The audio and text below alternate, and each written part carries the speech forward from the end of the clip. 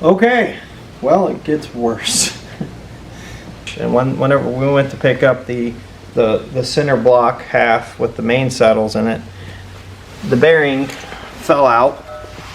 And as you can see, that's bad.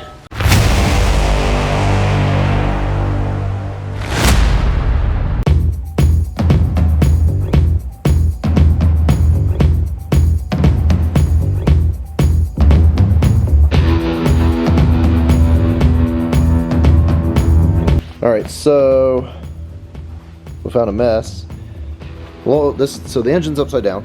You may have seen that in the time lapse. We flipped the entire thing over. This is the oil pan here. We're going to remove the lower engine cradle / differential assembly. If you don't know how Lamborghinis are built, or I should say this V12 platform, it's pretty wild. This lowermost section right here is both the oil pan or sump, as well as the rear differential housing. It's all built into one unit. It's kind of massive. So differential is accessed through this rear cover right here, and then the oil sump is the lower pan. Now there's a few things you'll see in here that are pretty evident. Number one, here's the inside of the pan, and this is nasty, very nasty, gunky buildup. It's got metal content to it. You can see it's all pulled up in here. Ignore the coolant. You'll see little bubbles of coolant throughout here. That's from pulling the heads. It dumped some coolant down through the oil returns. There's just a lot of really nasty stuff in here. This is the oil pickup for the oil pump. You can barely see where it goes. You may recognize these if you've ever dealt with a race car or any high performance car. They're baffles to keep the oil from sloshing around so much. Anyway, so I'm going to work on pulling all this hardware out and lifting this assembly off next.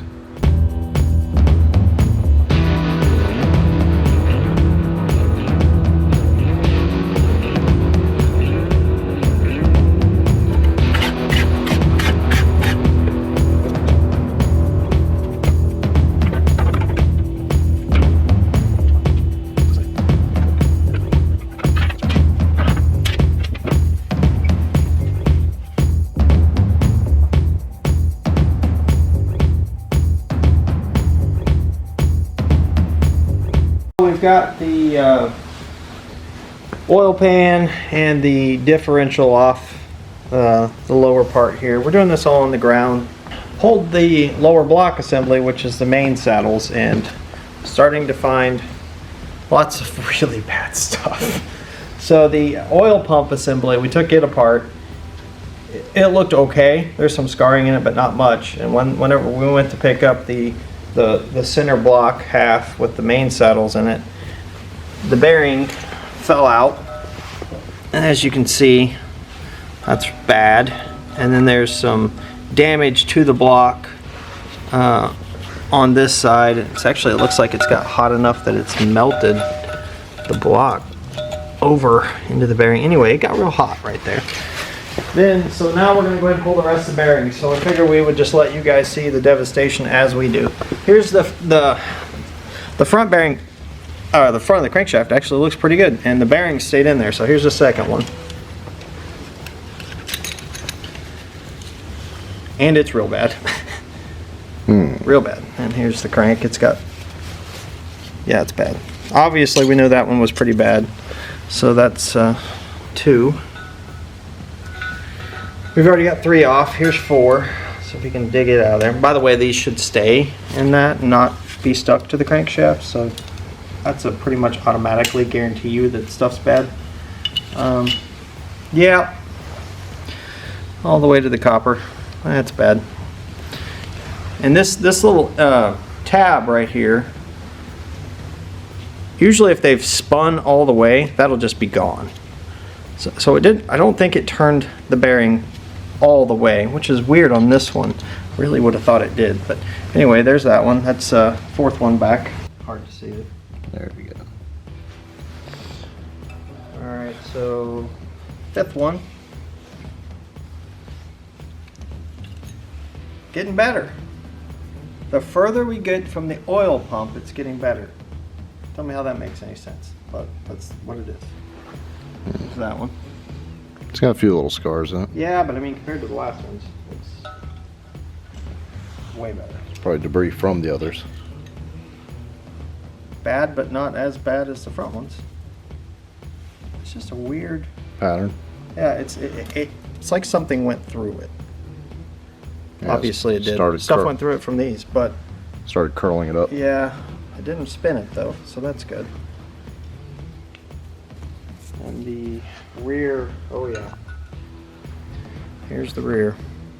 That's an interesting pattern. Yeah, weird. It's got my initial in it. Should not be pieces of bearing on your crankshaft. That's bad. All right, so let's see. I guess from here we're gonna, yeah, we'll go ahead and get the connecting rods off. We'll get the crankshaft out of it, stand the block up, pull the pistons out. On a V12, there's actually a stand made that holds it from the side because there's just so much length here that you can't have it on a normal engine stand. So all those people out there that are going, why are they doing this on the ground? Well, when you're tearing these longer V12s down, it's just as easy to do on the ground. So we'll get it tore down, and we'll get the crankshaft out of it, the pistons out of it, obviously the rest of the timing, and then we'll be down to a bare block. And from there, we're going to be doing, obviously we're going to be doing the crankshaft. Well, hopefully the connecting rods are good. And all this stuff will also have to go to a machine shop and get the crankshaft machined and get bearings and see what the liners look like. So, all right guys, that's it for now.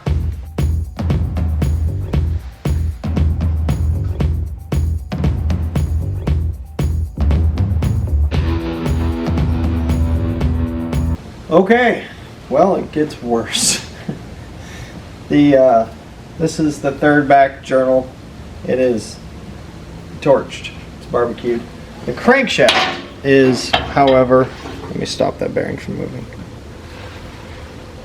The crankshaft, however, I think so. I mean, it's going to need to be machined, obviously, and it's not beautiful, but it's, I believe, savable.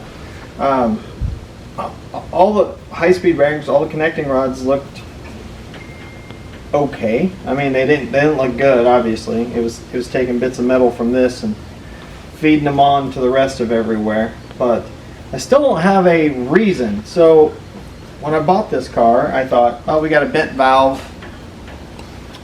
I figured that the timing tensioners on these like to fail. I figured the tensioner failed, and I figured it clipped a valve.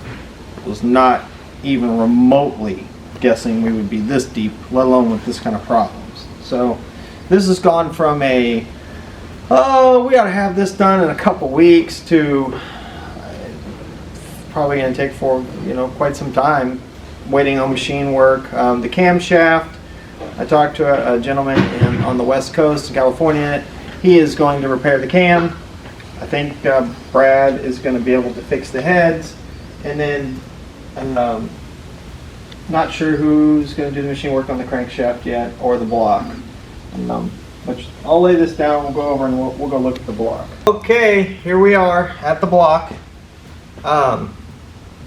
So essentially what we have is, for some reason, number 3 bearing is smoked. All of the bearings don't look good, but number 3 in particular is barbecued. I'll try to hold this still so maybe Chaz can get a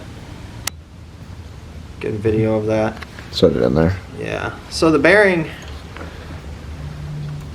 goes right there. And I do believe it spun all the way around. And there's material right here. Not real sure yet if that's block material or if that's just pieces of this bearing. It sort of spit it out along the side, and you can see it sort of machined itself. So what we'll do for fun, we'll lay that smoked bearing right there. We'll take one of these that look a little better, that fit the block properly, and we'll slide it in there and see. Yeah, well, I think that's probably build up from the bearing itself. It's going to get line bored either way. It doesn't really matter, I guess. So synopsis today of what we got going on. It looks like we're going to have to do, we're for sure going to have it line bored. For sure going to have the crankshaft machined, obviously. The question marks will be the liners and pistons. I'm not 100% sure they're Nicosil liners, so you can't really replace the rings without redoing the liners. So Show the picture. yeah, oh yeah, and it did have one broken ring. I'll lay this piece right here so Chaz can get you a little picture of the ring broken. That did not break coming out, it just fell out. Yep. So, nothing good, all bad, and I guess this really is made for TV. So when I bought the car, I thought, this will be quick, and now it's absolutely not. So what we're gonna do, we'll get all these parts shipped out, get everything boxed up, start working on refinishing what we can and doing what we can with what we have. Have the engine bay, we'll get that all detailed, clean. We'll basically be ready for this engine when it gets, when the block gets back from machine work and the cylinder heads get back. So hopefully we'll have all the parts, everything ready to go. We'll get the engine built up. Might as well go through the differential. The gearbox, I'm not afraid of it. They're super tough. The clutch will have to get rebuilt. The clutch release bearing will have to get rebuilt. And when we get all that stuff back, we'll get this complete assembly built, and then we'll get the car back here because we'll probably actually move it to my storage for now. So, end of the first episode, it all ended bad, Chess. Yeah.